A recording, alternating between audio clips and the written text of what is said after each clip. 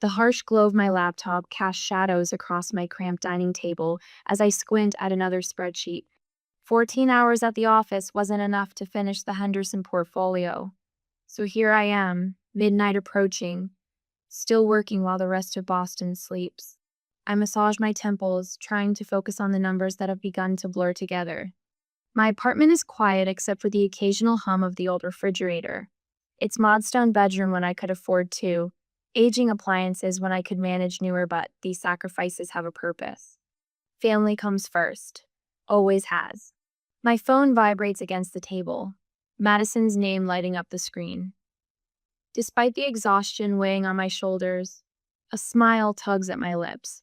My little sister, probably calling about weekend plans or needing advice on her graduate school project. Hello?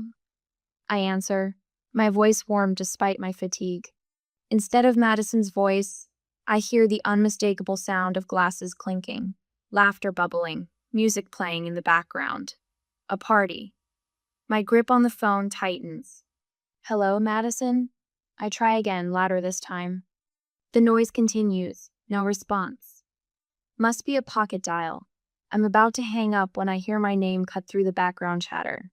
Can you believe Daphne still thinks she's helping us?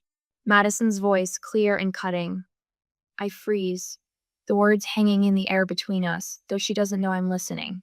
She's basically an ATM with a pulse. My mother's laughter follows, unmistakable and cruel. The sound pierces me like a physical blow, stealing my breath. She owes us for not having kids or a husband. Caleb's voice joins in, slurring slightly. What else is she going to spend money on? I sink into my chair, unable to move, unable to end the call. The calculator app on my screen blurs as tears threaten. Let's tell her rent went up by $250. Madison again, her tone calculating. Nothing like the grateful sister who hugged me last week when I covered her textbook costs.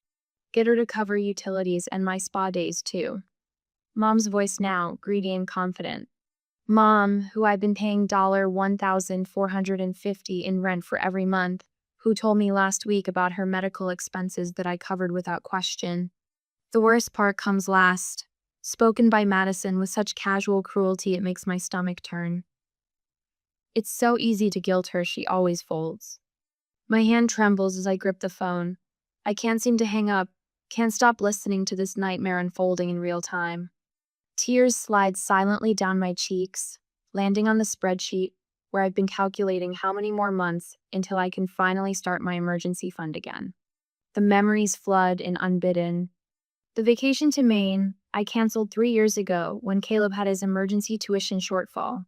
The dental work I postponed twice when Madison's car needed repairs that somehow cost exactly what I'd saved for my root canal. The second job I took last year, bartending weekends when Mom claimed she needed help with medical bills I never saw documentation for. But trusted were real Boswell, because she's my mother. 5 years of sacrifices parade through my mind in merciless detail. 5 years of family emergencies that somehow aligned perfectly with my bonus schedule.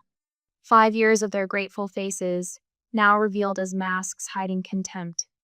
I finally pressed the end call button, setting the phone down with unnatural care, as if it might shatter like my trust just did. The apartment feels colder suddenly, the silence heavier.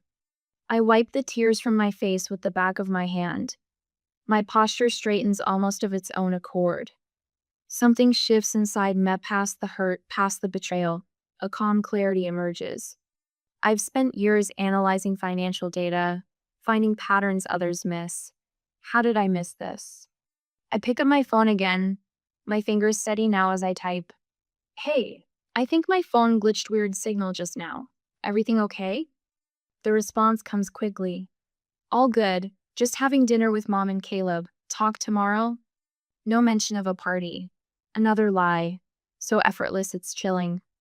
I close my laptop, pushing aside the Henderson portfolio. It can wait until morning. Instead, I open a new spreadsheet, naming it something I should have created years ago. Exit strategy. The title stares back at me, both terrifying and liberating. For the first time in 5 years, I'm not thinking about how to help my family. I'm thinking about how to help myself. and they'll never see it coming. Bank statements cover my dining table like fallen leaves, each one a record of my generosity or my gullibility. I've spent the past 3 hours meticulously cataloging every transaction, every dollar siphoned from my accounts over 5 years. The numbers stare back at me, cold and damning. $87,000, just in rent payments. My stomach twists as I trace a finger over the highlighted figures. That's not counting emergencies, the temporary loans, the birthday gifts, and holiday presents. The money I could have used for a down payment on my own home, a retirement fund, the dental work I keep postponing. How did I miss this? I whisper to my empty apartment. The radiator hisses in response, the only sound besides my ragged breathing. My laptop glows in the dim light as I type Madison's name into Facebook's search bar. I haven't checked her social media in months, too busy working, too busy supporting them. 3 scrolls down and my breath catches. There she is, cocktail in hand, lounging by a resort pool I've never seen. Weekend getaway, blessed? The caption reads, dated 2 weeks after she called in tears about her impossible utility bill that I immediately paid. I click through to Mom's profile next. Linda Morgan, whose medical appointments have drained my emergency fund twice this year. Linda Morgan, who now smiles back at me from the chair of an upscale salon, her fresh highlights costing more than I spend on haircuts in a year. Had to treat myself. New look, new chapter. The post is dated 3 days after I transferred $600 for what she called critical medical tests. My hands shake as I search for Caleb, my little brother, supposedly buried in textbooks and struggling to make tuition payments. The evidence hits like a physical blow. Caleb in Las Vegas, arm around a girl I've never seen, captioned, study break. During the weekend, he told me he couldn't call because he was locked in the library, cramming for finals. I closed my laptop, unable to look anymore. The betrayal is too raw, too complete. Memory after memory resurfaces, now cast in the harsh light of truth. Last Christmas, dropping off carefully selected gifts at their door, Mom claiming she was too tired for me to come inside. The birthday dinner I arranged for Linda at her favorite restaurant, where they left an hour early for a headache that didn't stop them from posting bar photos later that night. The promotion celebration no one attended because of car trouble. The pattern is so clear now, texts appearing only when bills were due, calls that never asked how I was doing, only what I could give. My phone buzzes on the table. Mom's name appears on the screen, and for the first time, I feel nothing but a cold clarity. Daphne, honey, it's been ages. We're having a little family dinner on Sunday. Can you make it? My voice doesn't betray me as I accept the invitation, already calculating my next move. I'd love to. Should I bring anything? Just yourself, she says warmly, the same warmth I once mistook for love instead of opportunity. After ending the call, I stand before my bathroom mirror, practicing normal smiles, rehearsing casual responses. Oh, rent went up again? That's terrible. Smile, sympathetic nod. Another unexpected bill? That must be so stressful. Concerned frown, but not too deep. I open my closet, pushing past the few nice pieces I've allowed myself. No, those won't do. I select faded jeans, a sweater with worn elbows. The illusion of struggle must be maintained a little longer. For dessert, I'll bring my chocolate cake, the one they always praise, but never quite appreciate I bake from scratch to save money. The irony doesn't escape me as I write down ingredients I'll need. You've been supporting them for years? Eleanor's fork freezes halfway to her mouth, her salad momentarily forgotten as we sit in the corner booth of the cafe across from my office. I've paid their rent since Mom claimed she couldn't work full-time after her back injury. The air quotes I make feel bitter, childish, but necessary. I've been living in that 1-bedroom apartment so they could have their 3-bedroom house. Eleanor's face shifts from shock to anger on my behalf. Daphne, that's exploitation. The word lands heavily between us. I've avoided naming it until now. My guest room is yours if you need space when this all comes out, she offers, reaching across the table to squeeze my hand. Whatever you decide to do. I thank her, throat tight with unexpected emotion.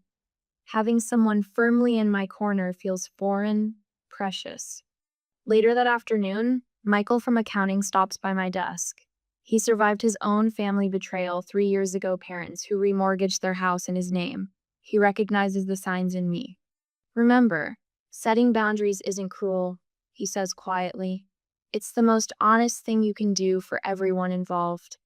That night, I find myself staring at old family photos. Dad with his arm around me at my high school graduation, his proud smile. Madison is a toothless 7-year-old, clutching my hand on her first day of school. Caleb learning to ride a bike, my hands steadying him from behind. Were those moments real? Or was I always just a resource to them, even then? My phone rings. Mom again. You're bringing that chocolate cake everyone loves, right? Her voice is honey sweet, familiar in its manipulation. Of course, I say, feeling the old guilt rising, threatening to break my resolve. Family is family after all. Maybe I've misunderstood. Maybe. I hang up and play the recorded call again, their cruel laughter filling my quiet apartment. She's basically an ATM with a pulse. It's so easy to guilt her, she always folds. I close the photo album and straighten my shoulders. The doubt recedes, replaced by something cooler, more determined. Sunday dinner is 2 days away. It's time they learn that ATMs can be permanently out of service. The familiar brick colonial looms before me, its windows glowing amber against the twilight sky. I pull my sensible sedan to the curb, cut the engine, and sit motionless. This house, 3 bedrooms, 2.5 baths, with the wraparound porch Dad always wanted, isn't mine, though my name appears on every mortgage payment for the past 5 years. Just breathe, I whisper, gripping the steering wheel. My rehearsed smile feels like a mask already, tight and unnatural. The front door swings open before I reach the porch steps. Madison bounces out, all honey blonde hair and practiced enthusiasm. Daff, you made it! Her arms encircle me, squeezed firmly enough to convince. I catalog the details I once missed. The fresh manicure with intricate designs that couldn't have cost less than $80. The subtle scent of a perfume I recognized from the Nordstrom beauty counter. Wouldn't miss it. My voice emerges steady, betraying none of the tremors I feel inside. Mom appears in the doorway, arms outstretched, her smile wide, but eyes calculating. There's my responsible girl. The word lands like a slap now. Responsible. Code for useful. Hi, Mom. I allow myself to be folded into her embrace, noting the cashmere softness of her sweater against my cheek. Medical bills don't typically come with designer labels. Caleb appears last, offering a half-hearted side hug that lasts precisely 2 seconds. Hey, sis. I followed them into the living room I rarely visit despite funding. The walls are decorated with family photos, Madison's graduation, Caleb's high school football days, Mom's 60th birthday cruise.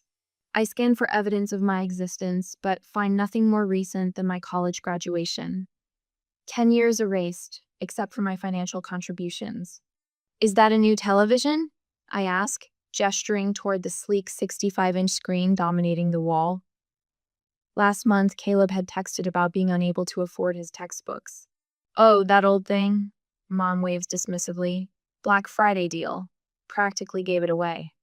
Black Friday was 4 months ago. The model came out 6 weeks ago. Madison sits beside me, her freshly manicured hands fidgeting in her lap.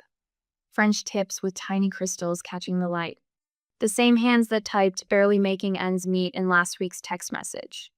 How's work? She asks, not waiting for my response before continuing. I've been absolutely drowning in my thesis research. Professor Saunders is being completely unreasonable about deadlines. The same Professor Saunders she tagged in Instagram photos from a weekend music festival 2 weeks ago. Best professor ever? Works fine, I answer simply. Busy season. Mom brings in a tray of coffee and her famous lemon squares the ones she knows I love. The sugar-dusted treats are carefully arranged, a sweetener for what's coming. They always feed me before asking for money. So, Mom begins after precisely 2 sips of coffee, right on cue. Her voice drops to that familiar, urgent tone. We've had some unexpected news. I take a bite of lemon square, buying time. 5 years of these performances, and I never recognized the pattern. The dramatic pause, the concerned glances between them, the inevitable crisis that only my checkbook can solve. The landlord called yesterday. She shakes her head, eyes downcast. He's raising the rent. Again. $250 more starting next month. Madison's eyes widen on cue. We're already stretched so thin, Daff. I've picked up extra research assistant hours, but it's barely making a dent. Research assistant hours that haven't prevented her from posting poolside margarita photos every Thursday afternoon for the past month. I'm worried about falling behind in school, Caleb adds right on cue. If I have to pick up more delivery shifts, my GPA will tank. His recent Vegas poker tournament winnings apparently insufficient for rent, though adequate for the designer sneakers he's currently wearing. Their glances telegraphed between them Mom's slight nod to Madison, Madison's eye flicked to Caleb. The synchronized dance of manipulation I now see with painful clarity. That's terrible, I say, my tone appropriately sympathetic. Didn't you just go to that spa resort last month, Mom? The one in the Berkshires? A moment of panic flashes across her face before she recovers. Oh, that was a special deal through my church group. Practically free. The $379 per night tea resort her friend accidentally tagged her at. The $120 hot stone massage she reviewed online. I turned to Madison. That's a beautiful purse. Nordstrom? Her fingers instinctively touched the buttery leather bag beside her. This? No, it's just a really good knockoff from that market downtown. The same bag I priced last week while researching her spending. $450, genuine leather. And Vegas looked fun, Caleb. Your Instagram had some great shots of the Bellagio. He shifts uncomfortably. Just crashed on a buddy's hotel room floor. Barely spent anything. Except the $800 his poker tournament entry cost, prominently displayed in his victory photo. Their momentary panic dissipates quickly, replaced by practiced excuses. The choreography is flawless. They've been performing this play for years. Mom clears her throat, steering the conversation back to the script. About the rent increase. She hesitates, the practiced pause designed to build tension. We were wondering if you might be able to help with the extra $250, just until things stabilize. 3 faces turn to me, expectant. A pointed silence stretches between us. I let it linger longer than usual, watching doubt flicker across Mom's face. Of course I'll help. The words come out exactly as rehearsed. Family comes first, right? Their collective exhale is audible. Shoulders relax, smiles return. Mom reaches over to squeeze my hand, her grip firm with victory. You're an angel, Daphne. I don't know what we'd do without you. When they disappear into the kitchen to prepare dinner, I casually walk to the mail pile on the entryway table. The landlord's official notice sits in plain view an increase of $50, not $250. I snap a quick photo with my phone. Bathroom? I call out, though I know exactly where it is.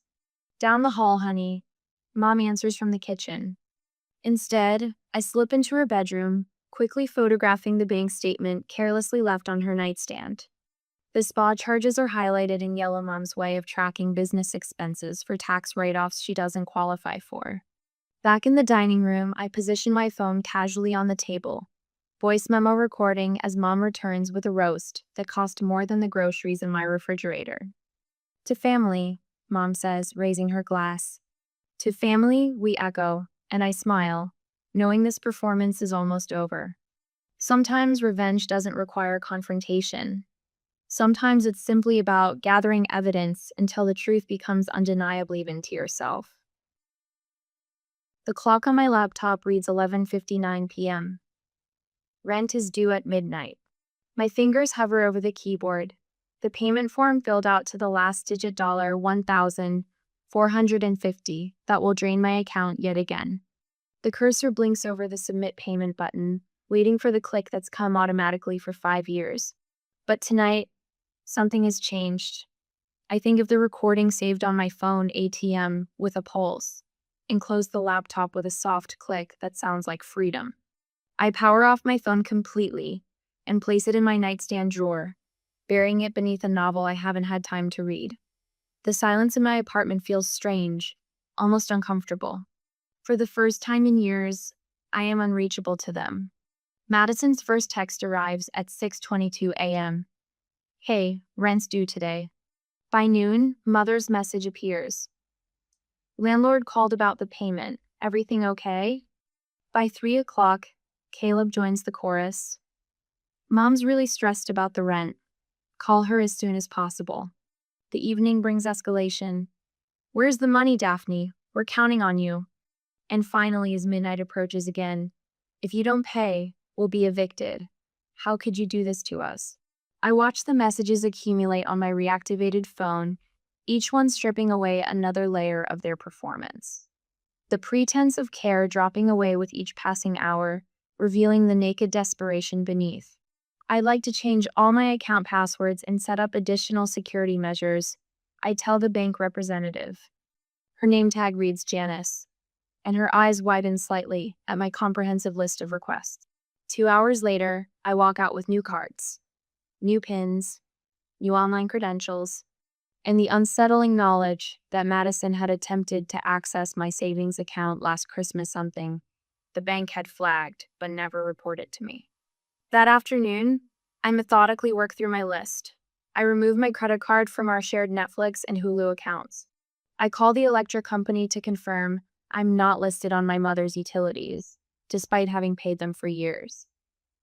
I delete payment methods from Amazon and change the password. By evening, I've created a new email address and ordered a new phone number, a clean slate. Each step feels like dismantling a piece of the cage I've lived in. Is this really necessary? Eleanor asks when I explain my actions over coffee. I show her the spreadsheet of emergencies that aligned perfectly with my bonuses. They've taken almost $90,000 from me. I say the number's still shocking even to me. What happens when they realize? She asks. They already have, I say, showing her my phone screen with 37 missed calls. On the third day, I answer Madison's call. Where have you been? Her voice explodes through the speaker, raw panic stripping away her usual calculated sweetness. We need the money now. I sit at my small dining table. Spreadsheets of their financial lies spread before me like a roadmap of exploitation. I've been thinking a lot about our family dynamic, I say, my voice steady in a way that surprises even me. We don't have time for this. Madison's voice rises, edging toward hysteria. The landlord is threatening eviction. I'm making some changes in how I support the family. The words come out firm, a boundary made of sound. There's a shuffling, and then my mother's voice cuts in, sharp as a blade. Daphne, what's the meaning of this? I recognize the tone, the one that made me fold countless times, the voice of authority that now sounds hollow. In the background, Caleb pleads, then curses. I know the rent is actually $1,200, not $1,450. Silence, complete and revealing. I don't understand what you're talking about, my mother finally says, but her voice has lost its edge. I think you do. I traced the number on my spreadsheet, $250 extra each month for 3 years. $9,000 in fabricated rent. I've been looking into a lot of things lately. You're confused. She attempts, but uncertainty makes her voice waver. No, Mom. For the first time in years, I see everything very clearly. Listen to me, young lady, she begins, but the authority in her voice rings false now. I'll be over tomorrow at 6, I interrupt. We can discuss new arrangements then. You can't just... Madison tries to cut in. I can, and I am. I hang up before they can respond. I sit with this strange, bittersweet feeling of having done something both terrible and necessary. The weight on my shoulders hasn't disappeared, it's transformed into something I can finally carry without breaking. My phone lights up again immediately. I silence it and look at the framed photo of my father on my desk. I'm still taking care of the family, Dad, I whisper, just not the way they wanted me to. For the first time in years, I think he might actually be proud. I park my car a block away from the house, technically, or at least the one I've been paying for. My reflection in the rearview mirror shows someone I barely recognize. Back straight, chin up, eyes clear. No hint of the woman who spent years hunched over spreadsheets, calculating how to help a family that saw me as nothing more than an ATM with a pulse. The manila folder on the passenger seat contains every piece of evidence I've collected: bank statements, social media screenshots, text messages they never thought I'd see, a calculator showing the grand total: $87,452. My life reduced to a number they took for granted. "You've got this," I whisper to myself, the words hanging in the still air of my car.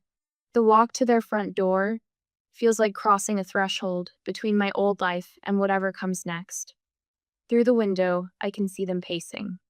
Linda's hair is uncombed, Madison's mascara smudged, and Caleb's expression hovers somewhere between fury and fear. I don't knock. My key still works, though after today, I won't need it anymore. Their heads snap toward me when I enter. The eviction notice sits prominently on the coffee table, the bold red lettering visible from where I stand. The house smells of desperation and burnt coffee. "How could you do this to your own mother?" Linda launches immediately, her voice cracking with practiced vulnerability. She's wearing the cashmere sweater I bought her last Christmas while she claimed to need money for winter utilities. Madison's eyes well, with tears on cue. "Daphne, please, we'll be homeless." Caleb stands against the wall, arms crossed, hostile. "Real nice, sis, real family-oriented of you." I place my purse carefully on the entryway table and step into the living room. My footsteps sound different somehow, deliberate. The sound of someone who knows exactly where they're going. "I'd like to play something for you," I say, my voice steadier than it's been in 5 years. Before they can protest, I place my phone on the coffee table and press play. The sound of clinking glasses and laughter fills the room. Then, Madison's voice clears a bell. "Can you believe Daphne still thinks she's helping us?" The blood drains from their faces as they hear their own words. Linda's laugh, brittle and cruel. "She's basically an ATM with a pulse." Caleb's slurred mockery. "She owes us for not having kids or a husband." Madison again, calculating. "Let's tell her rent went up by $250. Linda's greedy addition. "Get her to cover utilities and my spa days too." The final knife twist, Madison's casual cruelty. "It's so easy to guilt her, she always folds." Linda lurches forward. "Turn that off." I raise my hand, and she freezes. It's the first time in my adult life I've silenced her with a gesture. "No," I say simply. "You're going to listen. All of you." I pull out the bank statements next, laying them methodically on the table. The rent on this house is $1,200 per month. For 5 years, I've been paying you $1,450, believing I was helping with utilities. I tap the paper. "Where did that extra $12,000 go, Mom?" Linda's mouth opens and closes. "And these," I continue, spreading out social media screenshots. Madison's Cabo trip during her financial emergency last spring. Caleb's new gaming system when he was struggling with textbook costs. Mom's spa weekend when she had medical bills. "You were spying on us?" Caleb sputters. "No, I was finally paying attention." I pull out my calculator next, displaying the total. Their eyes widen as they see the number. $87,452. That's what I've given you over 5 years, not loan given. While I lived in a 1-bedroom apartment with aging appliances and postponed dental work. While I took a second job bartending weekends. Madison tries to interrupt, but I continue, my voice gaining strength. "I'm done being your ATM. As of today, there will be no more financial support of any kind." The panic in their eyes is immediate and visceral. "You can't do this," Linda says, her tone shifting from accusation to bargaining. "We're family." "The eviction notice gives you 2 weeks," I say, unmoved. "I suggest you start packing." "We'll pay you back," Madison offers desperately. "We just need a little more time." "This isn't about the money," I say. "It's about the lies, the manipulation, the mockery." Caleb steps forward, his stance threatening. "So that's it? You're just cutting us off?" "Yes," I reply. the simplicity of the word almost beautiful. I reach into my pocket and pull out my house key, placing it on the table with a soft click. Family isn't measured by what you can take, I say, looking at each of them in turn, but by what you freely give. Linda scoffs, but there's fear behind her eyes. You'll regret this, Daphne. You'll be all alone. For the first time in 5 years, I smile with genuine relief. I already was. I turn and walk toward the door, my steps lighter with each foot forward. Behind me, their voices rise in protest, bargaining, threats. I take out my phone and, with 3 quick taps, delete their contact information as I cross the threshold. The spring sunlight hits my face as I close the door on that chapter of my life. The weight I've carried for years lifts from my shoulders, and I take my first deep breath as someone knew someone who finally understands that saying no can be the most powerful form of self-respect. Sunlight streams through floor-to-ceiling windows, casting golden patterns across my hardwood floors. I trace my fingers along the rim of a delicate porcelain teacup part of the set Grandma left me that spent years carefully wrapped in storage. Too precious to use, I told myself. But today, like every day this past year, I choose differently. Are you sure I can't help with anything? Eleanor calls from the living room where she's arranging a bouquet of fresh tulips bright yellow, like the throw pillows I splurged on last month. Just relax, I answer, sliding a tray of appetizers from the oven. You've done enough. My apartment echoes with laughter as Michael arrives, wine bottle in hand, regaling everyone with his latest courtroom victory. His baritone fills spaces that once held only silence and spreadsheets. A year ago, my dining table groaned under the weight of financial calculations and family obligations. Now it boasts a spread for friends who expect nothing beyond my company. When the doorbell chimes, I welcome Lydia, my mentor from Eastern Investment Partners who saw potential in me once I had space to grow. After her comes Marcus from the community center where I volunteer Tuesday evenings, my helping nature channeled productively, not parasitically. To Daphne, Eleanor raises her glass, eyes crinkling with genuine pride. 1 year of freedom. On my refrigerator, beneath travel magnets from Tuscany and the Maine coast trips, no longer perpetually postponed sits a sealed envelope. Linda's handwriting, unmistakable after all these years. It arrived 3 weeks ago, still unopened. The anxiety it once would have triggered has mellowed to mild curiosity. My phone occasionally displays Madison's blocked email subject lines, promising accountability, but body text undoubtedly lacking it. Last week, Caleb sent a message through a mutual friend about missing his sister. These attempts slide off me like rain on a newly sealed roof. You'll know when you're ready, my therapist said during yesterday's session. Boundaries aren't walls, they're filters. You get to decide what passes through and when. After dinner, as conversations break into smaller groups, Samantha, a junior analyst, pulls me aside. I started that spreadsheet you suggested, she whispers, a familiar weight in her voice. I'm supporting my brother through his 3rd career change while paying Mom's credit card bills. I recognize the shadows under her eyes, the same ones that haunted my mirror for 5 years. Your spreadsheet has 2 columns. I tell her not as a broken woman bitter at the world, but as someone who's climbed the mountain and can guide others. What you give and what it costs you. But there should be a 3rd column, what you save for yourself. Her eyes widen, as if I've suggested something revolutionary. Later, as my guests gather their coats, my phone lights up with notification of the promotion I've been working toward. Senior Vice President of Portfolio Management. The celebration erupts immediately, genuine joy unmixed with calculation or envy. These people want nothing from me but happiness.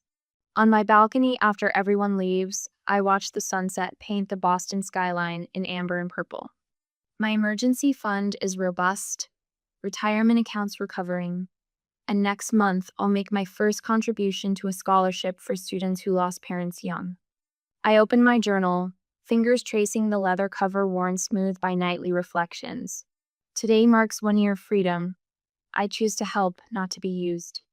The horizon spreads before me like an unwritten story. Somewhere across the city, my blood relatives continue without my subsidies. But here, In this space I've learned a powerful truth. Sometimes the family you need isn't the family you were born into.